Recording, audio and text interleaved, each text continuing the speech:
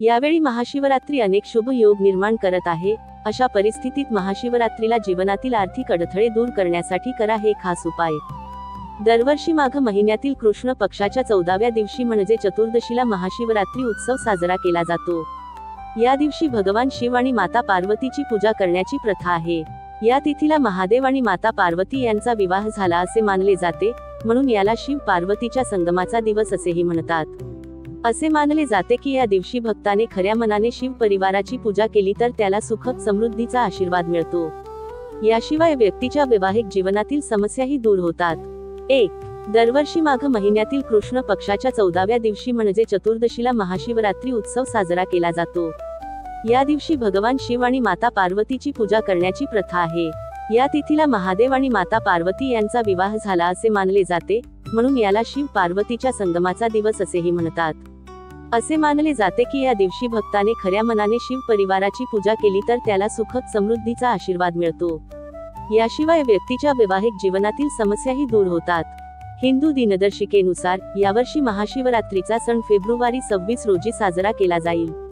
या तिथीला आणि NBSP श्रावण नक्षत्राची युती होत आहे, जी या दिवशी सायंकाळी 5:08 राहील। याशिवाय या दिवशी परिघा योगही बनत आहे। अशा वेळी जर तुम्ही काही खास उपाय केले तर तुमच्या सर्व इच्छा पूर्ण होतील। 2. हिंदू दिनदर्शिकेनुसार यावर्षी महाशिवरात्रीचा सण फेब्रुवारी 26 रोजी साजरा केला जाईल। या तिथीला श्रावण नक्षत्राची युती होत आहे, जी या दिवशी सायंकाळी 5:08 राहील। याशिवाय या दिवशी परिघा योगही बनत आहे। अशा वेळी जर तुम्ही काही खास उपाय केले तर तुमच्या सर्व इच्छा पूर्ण होतील। महाशिवरात्रीला दूध, साखर आणि काळे तीळ पाण्यात मिसळून शिवलिंगाचा अभिषेक करावा, तसेच महामृत्युंजय मंत्राचा जप करावा।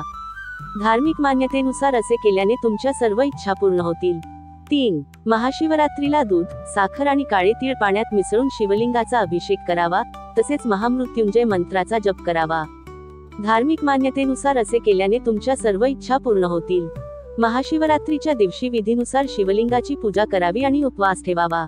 पूजेदरम्यान पाण्यात मध मिसळून शिवलिंगावर अभिषेक करावा। यामुळे नोकरी, करिअर आणि व्यवसायातील अडथळे दूर होतात, असे मानले जाते।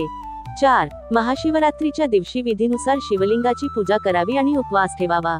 पूजेदरम्यान पाण्यात मध मिसळून शिवलिंगावर अभिषेक करावा। यामुळे नोकरी, करिअर आणि व्यवसायातील अडथळे दूर होतात, असे मानले जाते। या दिवशी उपवास करणाऱ्या व्यक्तीने महाशिवरात्रीच्या दिवशी गरजूंना अन्नधान्य आणि पैशाचे दान करावे। यामुळे भोलेनाथ प्रसन्न होतील आणि आशीर्वाद देतील। 5. या दिवशी उपवास करणाऱ्या व्यक्तीने महाशिवरात्रीच्या दिवशी गरजूंना अन्नधान्य आणि पैशाचे दान करावे। यामुळे भोलेनाथ प्रसन्न होतील आणि आशीर्वाद देतील। या दिवशी भगवान शंकराला भांग, धोत्राची फुले अर्पण करावीत, अशी धार्मिक मान्यता आहे, ज्यात भगवान शंकर प्रसन्न होतात। 6. या दिवशी भगवान शंकराला भांग, धोत्राची फुले अर्पण करावीत, अशी धार्मिक मान्यता आहे, ज्यात भगवान शंकर प्रसन्न होतात। जर एखाद्या व्यक्तीला लग्नात काही अडचण येत असेल तर त्याने या दिवशी शिवलिंगाला केशर मिश्रित दूध अर्पण करावे। यावेळी महादेवाला पिवळी फुले अवश्य अर्पण करा, यामुळे व्यक्तीच्या जीवनात सुख समृद्धी येते। 7. जर एखाद्या व्यक्तीला लग्नात काही अडचण येत असेल तर त्याने या दिवशी शिवलिंगाला केशर मिश्रित दूध अर्पण करावे। यावेळी महादेवाला पिवळी फुले अवश्य अर्पण करा, यामुळे व्यक्तीच्या जीवनात सुख समृद्धी येते।